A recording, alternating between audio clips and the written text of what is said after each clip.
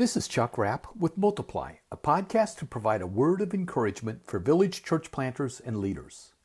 As we begin a new year, I've begun a new series focusing upon the one another scriptures found in the New Testament as viewed through the lens of leadership. Today we turn our attention to the command in Hebrews chapter 10, verses 24 and 25. And let us consider how we may spur one another on toward love and good deeds, not giving up meeting together, as some are in the habit of doing, but encouraging one another, and all the more as you see the day approaching. That was the New International Version. Here's verse 24 in the English Standard Version. And let us consider how to stir up one another to love and good works. Some older translations admonish us to provoke one another to love and good deeds. Two aspects stand out to me in these verses, the what and the how. The what is that as leaders we are to spur on, stir up, or provoke one another to love and good deeds.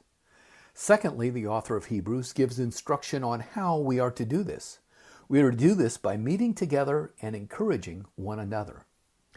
Good and godly leaders first set the example for love and good deeds. In my country, we have the idiom, "Your actions speak louder than your words." While it is helpful for leaders to encourage their followers to love others and do good deeds, it's much more impactful if those who follow us actually see us doing these things. Leaders set the example.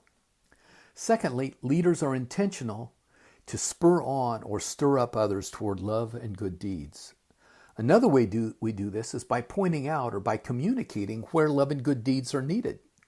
Sometimes it's appropriate to make others aware where hurting exists in the body, and we need to point them in the direction of that need. I will reiterate two practical means by which we spur on others. We do so by meeting together and by encouraging one another.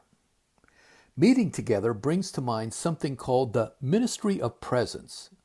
Sometimes people simply need someone to be with them during times of suffering or grief. I found online some thoughts about this from a physician who shared three aspects of this ministry of presence. Firstly, physical presence, being physically with someone. Second, focused attention, turning off or tuning out distractions. And third, shared suffering. We need to have empathy in the situation. Finally, we are to spur on others with words of encouragement. Good and godly leaders point others to Jesus and to the ministry of the Holy Spirit.